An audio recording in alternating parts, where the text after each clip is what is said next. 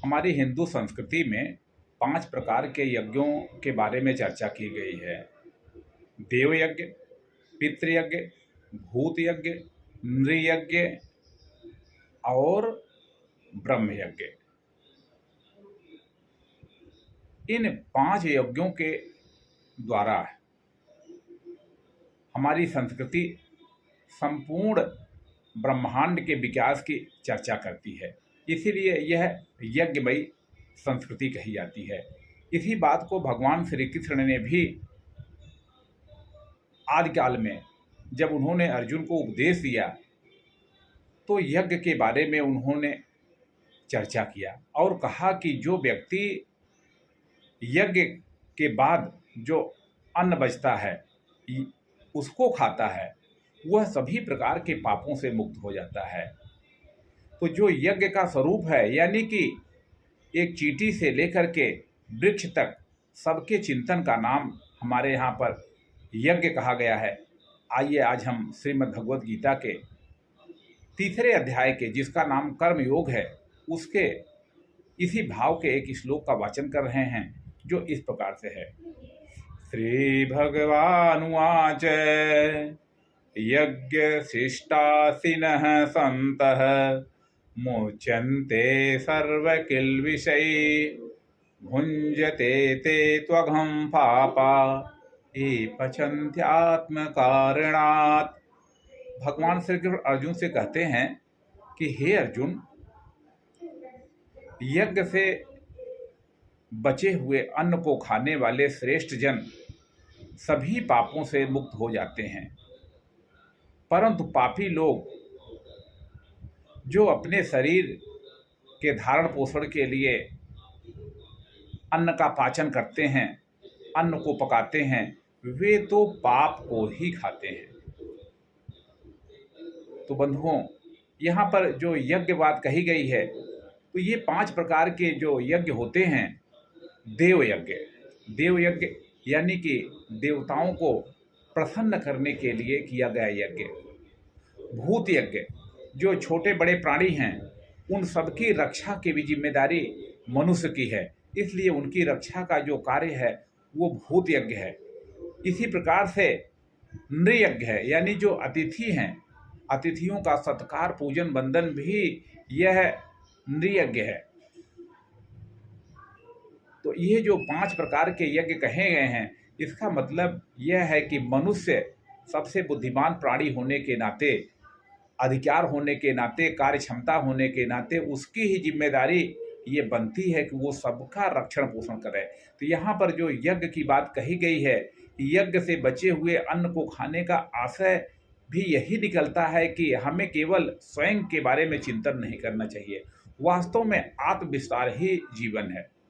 तो ये बात यहाँ पर कही गई है, इसीलिए भगवान कह रहे हैं कि यज्ञ शिष्टाशिनः, यानी यज्ञ से बचे हुए अन्न को जो संत व्यक्ति, जो श्रेष्ठ व्यक्ति खाता है वह तो सभी प्रकार के पापों से मुक्त हो जाता है। लेकिन जो पापी लोग हैं, पापी कौन है? तो जो केवल अपने लिए, स्व के लिए चिंतन करता है, अपने ही पेट पालने के लिए वो अपना जीवन जीता है, उसके जीवन का उद्देश्य समाज नहीं है, उसके जीवन का उद्देश्य राष्ट्र नहीं है, वह स्वयं के हित की बात सोचता रहता है, अपितु वो दूसरों के अधिकार को भी हक मार लेता है और अपना जीवन जीता है। तो यहाँ पर भगवान ने इसीलिए उसके लिए क्या कहा है कि ऐसे लोग तो पाप को ही खाते हैं।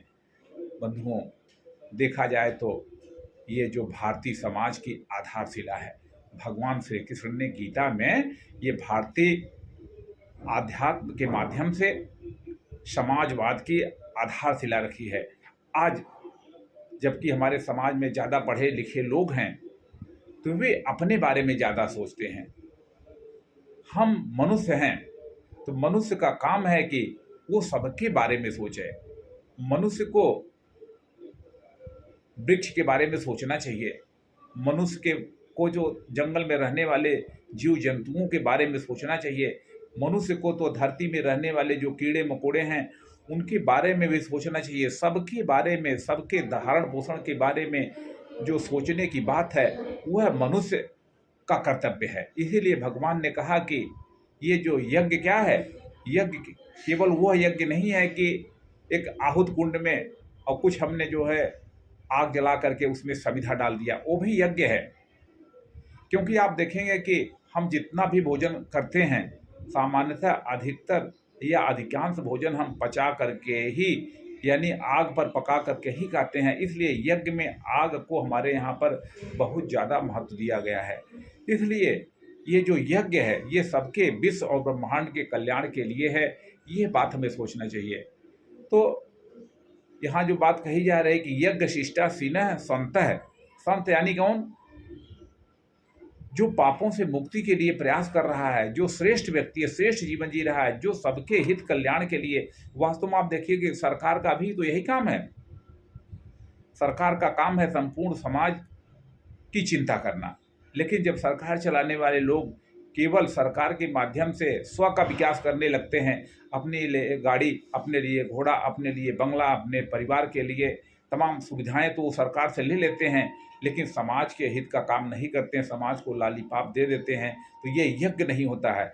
इसलिए हमें तो मनुष्य होने के नाते संपूर्ण ब्रह्मांड की चिंता करनी चाहिए। एक बात और है कि जो यज्ञ है उसमें एक यज्ञ ब्रह्म यज्ञ है। ब्रह्म यज्ञ यानी कि जो श्रेष्ठ साहित्य है उसका स्वाध्याय भी यज्ञ होता है, क्योंकि स्वाध्याय से हमारे चिंतन की अभिवृद्धि होती है, स्वाध्याय से हमारे अंदर उदारता आती है, स्वाध्याय से हम दूसरों के अंदर जो और अपने अंदर जो चीज़ें हैं उसको ठीक से प्रकट करने के लिए तैयार होते हैं। तो ये भी ये यज्ञ है। इसी प्रकार से जो नृयज्ञ कही गई है कि जो अतिथि हैं उन अतिथियों के सत्कार की, मान की, बंधन की चिंता कर, अतिथि सत्कार। आज हमारे विद्यार्थियों के अंदर आप देखेंगे कि ये भावना थोड़ा सा कम हो गई है।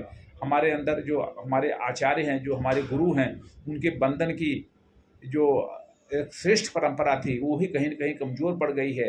तो यह सब यज्ञ का स्वरूप है, यानी कि दूसरों को सम्मान देना भी एक यज्ञ का स्वरूप है। लेकिन जो ऐसा नहीं करते हैं और केवल अपने स्वार्थ के लिए बचाते हैं, वे पाप ही खाते हैं। ऐसे कठोर भर्त्सना भगवान श्री कृष्ण ने किया है। बंधुओं, हमें भी भगवान श्री कृष्ण के इस चिंतन को अपना करके वह जीवन जीना चाहिए जिसमें सबका हित है। सबके हित के लिए जो मनुष्य है वही जो मनुष्य के लिए जिए, मनुष्य है वही जो मनुष्य के लिए जिए। और यही पशु प्रवृत्ति है कि आप ही चरें, आप ही चरें। मनुष्य है वही जो मनुष्य के लिए रहे। धन्यवाद बंधुओं।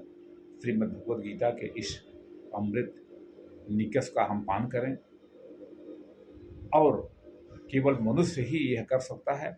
आइए हम श्रीमद् भगवद गीता चिंतन से इस पूरी धरती को आप्लावित कर दें। सबके मन में एक यज्ञमय जीवन, एक श्रेष्ठमय जीवन, सबको लेकर चलने का जीवन, पूरे ब्रह्मांड के सुख शांति के बात सोचें। इसी नाते हमारे यहाँ पर 3 बार कहा जाता है कि शांति शांति शांति। ओम ब्रह्म शांति, धौ शांति, अंतरिक्ष शांति, पृथ्वी शांति, रापः शांति, औषधयः शांति। तो सबके लिए आप देखिए कि केवल मनुष्य ने ऐसा जो है बंधन किया है।